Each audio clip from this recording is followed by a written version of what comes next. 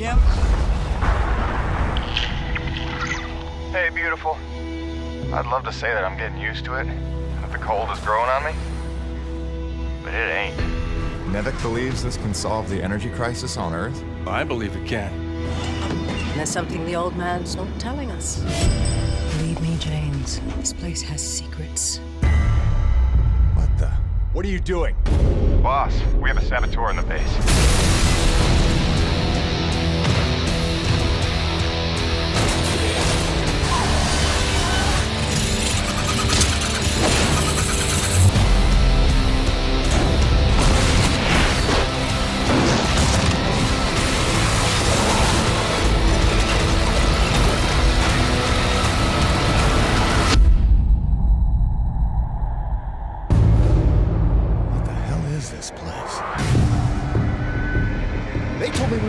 Ones on this planet.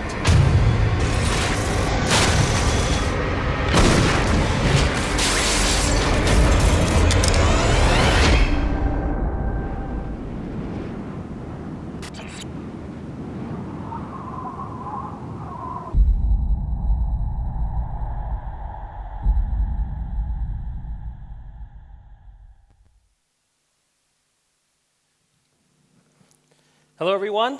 That was the brand new trailer for Lost Planet 3 that we've just revealed here for the first time today. Hope you enjoyed it.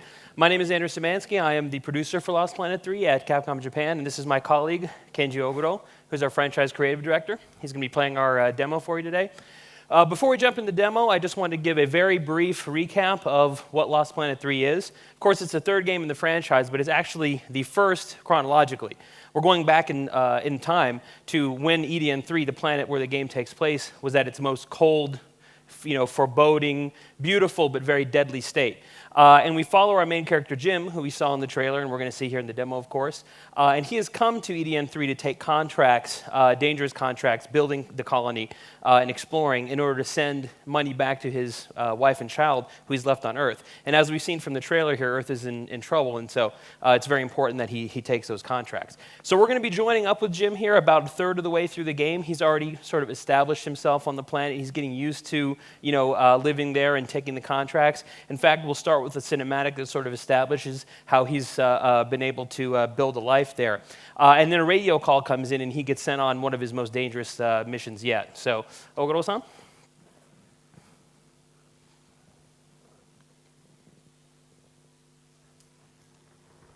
And so it went. For weeks, then months, until the extraordinary became commonplace. Dealing with the cold and the wildlife became a new routine. Intense and surreal, but routine. I kept my sanity and wits by not thinking too deeply about what I was seeing and doing. I got lonesome sometimes out in the Badlands, but music and weekly messages from the missus kept me company. I was making great dough, getting choice contracts, and that was the point after all. I made friends with the crew. They were a right good sort, those guys. Even LaRoche, for all his bluster, had his moments. For better or worse, I became Braddock's go-to guy. It had its benefits. But sometimes being the one to get the call meant you ended up in some damn strange situations. Damn strange situations indeed. We're going to see one of them here. You there? We just lost contact with the communications relay at Shackleton's Peak. The dish was built on the highest summit in the area so that we could call home to Mama with minimal storm interference. It's our lifeline. 2 hours ago it went offline and we don't know why. We're effectively cut off from sending or receiving any off-world communications. I need you to check it out. Boilerplate contract, flat rate for equipment repair, standard fuel surcharge, and Tier 3 hazard bonus. So Jim's been given his mission, which is to repair the communications relay at the top of the mountain. But to get there, he's going to have to get through the nest of one of our new enemy types that we're showing for the first time here today.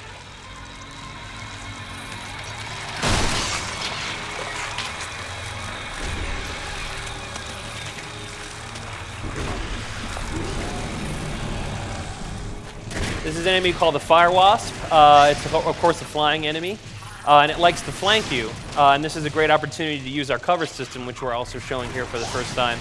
It's something new to the franchise, but it's something we really like in cases such as this, when you're having to deal with enemies both at short range and at long range. Now Oguro-san has taken out the spawner here that's allowed him to enter the next area.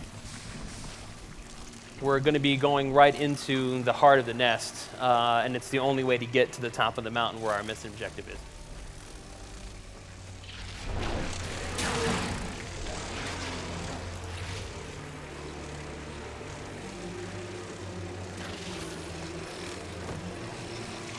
This is an example of our struggle mode. Many of you may be familiar. All of our smaller A-grid enemies have the struggle mode, and it is a way for us to kind of have some close quarters combat without turning everything into a QTE, because you do have to aim in order to hit the areas on the enemy that you're aiming for. So certain enemies will do this to you when you're low on health, and it's one of the ways that we keep the gameplay fresh. Success or failure here will change, of course, how much trouble Jim gets in. A couple of well-placed kicks are usually enough to do the job. There we go.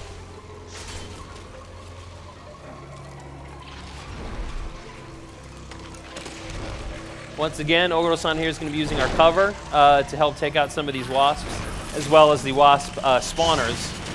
And of course, without taking out those spawners, the wasps will keep showing up.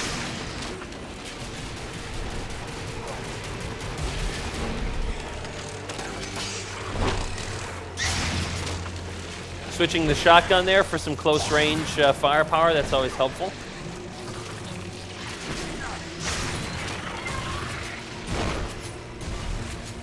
Very nice.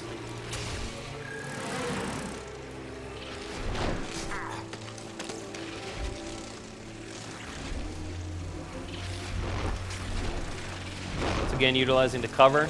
Now you can blind fire from cover as well as being able to actually zoom out from cover like this. Once again, very handy. We like this area of the hive because it shows how we've tried to integrate sort of the natural ecosystem of the world and show the acrid in their actual habitat as opposed to just showing them as enemies of the player. Grabbing some thermal energy, which can be traded for weapon upgrades and additional items and things like that when you're back at base. And we can see here a panning shot of the mountain in its entirety. In the full game, you would start at the bottom of the mountain and work your way up. We're going to sort of do a fade warp here so we can take you all the way to the top and show you some of the cool stuff up there and keep our demo reasonable.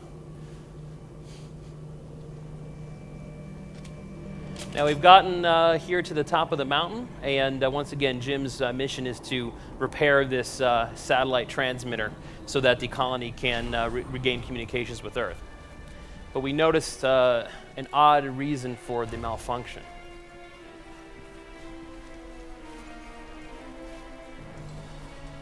What the hell? This mysterious figure was also in the trailer.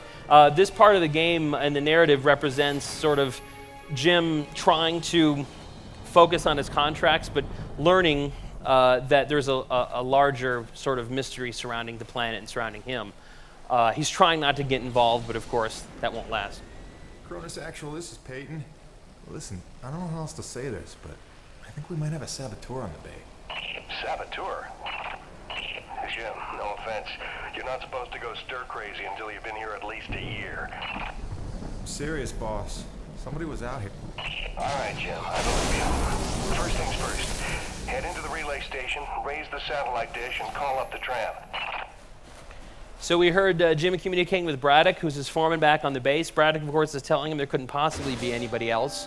Everyone's accounted for. And this is just an example of, you know, small, subtle hints to Jim that things might not be what they seem.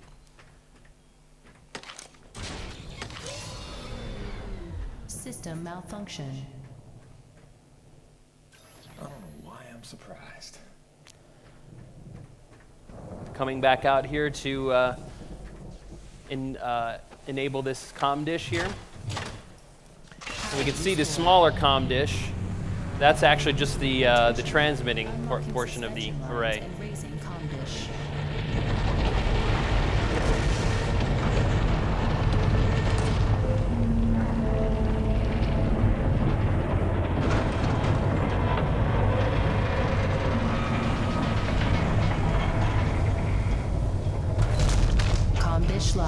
ready for transmission.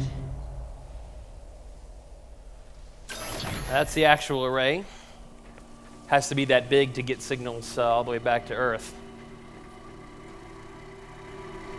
Now, one of the other things that you'll see in the full game during this part is that we've actually been repairing this gondola system throughout the entire level. Now, what this does is it actually attaches to the utility rig. Many of you may recall the utility rig is the vehicle that Jim uses throughout the game. So what he's done now is he's actually called that up from the bottom. Got the satellite dish working, just waiting for the rig to come up.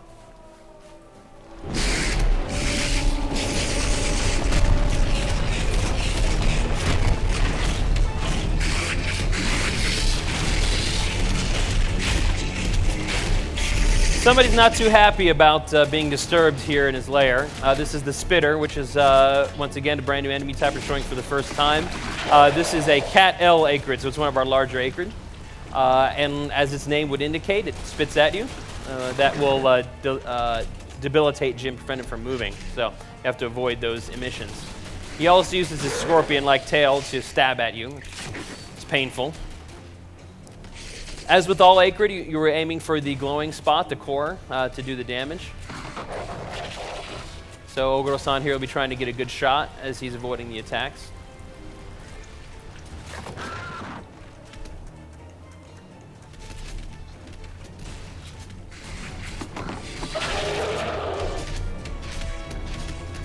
So I guess he's retreating back to lick his wounds a little bit, which is great because our rig is just now about to arrive.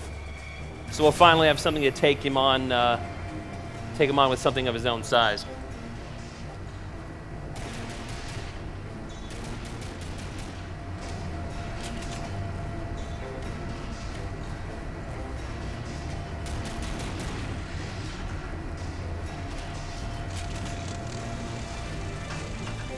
This is the rig, of course, and this is a great way, once again, to showcase the dichotomy between the exterior segments when you're out on foot and you have the normal third-person shooting versus being in the rig and, of course, being in first person and really feeling the scale of this giant machine. You've got the rig.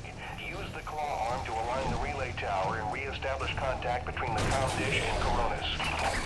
That is the winch, something we're once again showing the first time today. This is an upgrade attachment for the utility rig that you will get over the course of the game. And it, of course, can be used to squash smaller enemies, reel in larger enemies. And another great thing is it actually, as we saw in the trailer, has an environmental function as well. When it's attached to certain parts of the environment, Jin can use it as a zip line to access new areas. So Fair fight this time, pal. everything on the utility rig has multiple functions, both in combat and outside of combat. So now we have a chance to take on this thing on its own terms. A couple of well-placed bashes, grab the tail.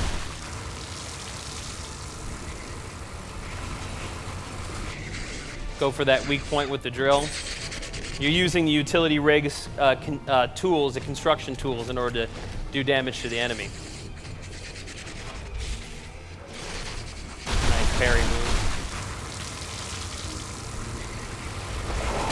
Ah, very satisfying.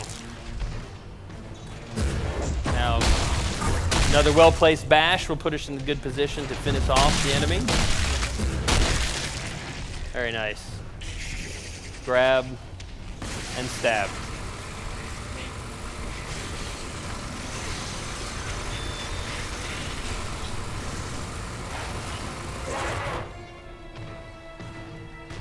And that is a very satisfying way to take out your foe.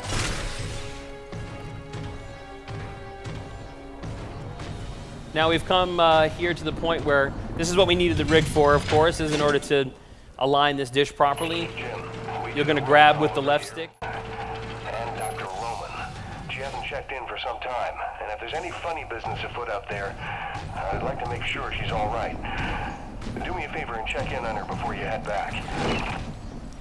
So once again, we're getting hints that a lot of things are going on, and As we move forward in the campaign, we'll be talking a lot more about who the mysterious other people on the planet are and what they have to do with Jim and his journey.